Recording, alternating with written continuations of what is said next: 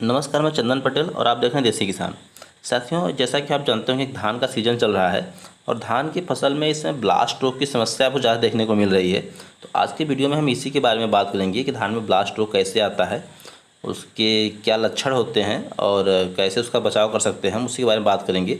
आप इस सामने जो धान का फसल देख रहे होंगे हमारा, इसमें ब्लास्ट बहुत ज़्यादा आ गया है। ये देखिए, आप पत्तियाँ देख रहे होंगे किस तरह से पत्तियों का कलर चेंज हो रहा है। ये आप पास से भी देखिए, ये सब पत्तियां ख़राब हो रही हैं। तो ये एक तरह से ब्लास्ट का लक्षण है। ऐसे ब्लास्ट कई तरह के होते हैं। पत्तियों का ब्लास्ट अलग होता है और धान का जब बाली निकलती है तो उसमें ब्लास्ट लगता है, और इसकी जो तना होता है, उसमें जो गांठें होती है, उसमें ब्लास्ट होता है। तो बेसिकली जो अपने यहाँ सबसे ज़्यादा पाई जाती है पत्तियों का ब्लास्ट, और जो बालियों में ब्लास्ट होते हैं वो बहुत ज़्यादा देखने को मिलती हैं। तो अभी इस स्टेज पे धान जिस समय है, अभी इस समय पत्तियों का ब्लास्ट देखने को मिलता है। इसमें पत्तियां देख रहे हैं ख़राब हो रही हैं। तो ये दरअसल धान का एक ब्लास्ट रोग है, इस वजह से पत्तियां ख़राब हो रही हैं। अब ये ब्लास्ट होता है क्या है, दरअसल ये एक फंगस जनित रोग होता है जो कि हमेशा एनवायरनमेंट में छुपे होते हैं ये लोग, और जो कि पुराने फसल के अवशेष होते हैं उसमें होते हैं, जो मेड़ों पे घास होती है उसमें होते हैं, जो पुरानी घासें होती हैं मेड़ों पे उसमें होते हैं। तो जब अपने अनुकूल मौसम पाते हैं तो वहाँ से फिर धीरे धीरे फसलों में आ जाते हैं। अब अनुकूल मौसम कहने का मतलब ये है कि जैसे कि आपके खेतों में नमी की कमी हो गई, यूरिया बहुत ज़्यादा दे दिए आप, और लगातार बारिश हो रही है यदि, तो ऐसे मौसम में क्या होता है कि फंगस जो है कि वहाँ से अपने जहाँ पे छुपे होते हैं, जो पुराने अवशेष होते हैं, जो पुरानी घासें होती हैं या मिट्टी में होते हैं, तो वहाँ से धीरे धीरे आ जाते हैं फसल में। अब फसल में आने के बाद सबसे पहले ये पत्तियों में जाते हैं। तो उसमें जो है कि उसका रस रस चूसते हैं पत्तियों का। उससे क्या होता है, जब कुछ रस चूस लेंगे तो उसके बाद एक जीवाणु से जब हज़ारों जीवाणु बन जाते हैं, तब जाके धीरे धीरे आपको कुछ लक्षण दिखाई देगा।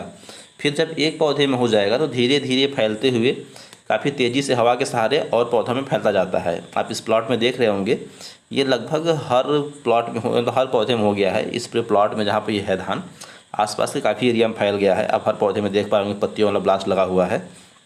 तो इसका रीज़न ये है कि सही टाइम पे ध्यान नहीं दिया गया, और जब एक पौधे में हुआ तो उसके बाद धीरे धीरे फैलते हुए और सब फसल में आसपास के हो गया है। तो अब हम इसमें बात करते हैं कि इससे हम बचाव कैसे कर सकते हैं।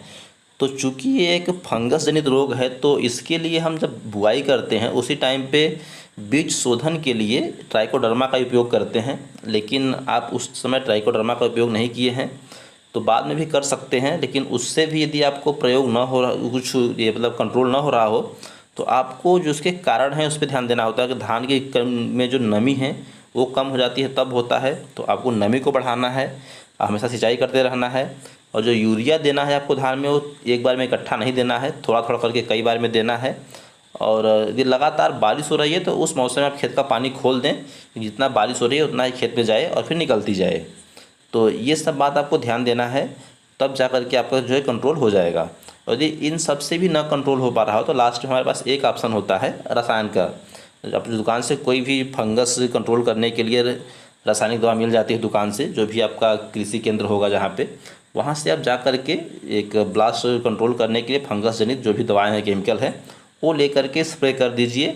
और स्प्रे तब करिए जब मौसम साफ़ हो, बारिश ना हो रही हो, साफ़ मौसम में स्प्रे करिए अच्छे से, तब ये अच्छे से कंट्रोल हो जाएगा। ये अब समय से इसको कंट्रोल नहीं करेंगे तो लगभग 75 से 80% फसल बर्बाद हो जाता है इस टाइम में। आप इसमें देख रहे हैं वो तेज़ी से फैल गया है। तो आप लोग भी समय रहते ऐसा काम कर लीजिए, अपना ध्यान दीजिए। धन्यवाद।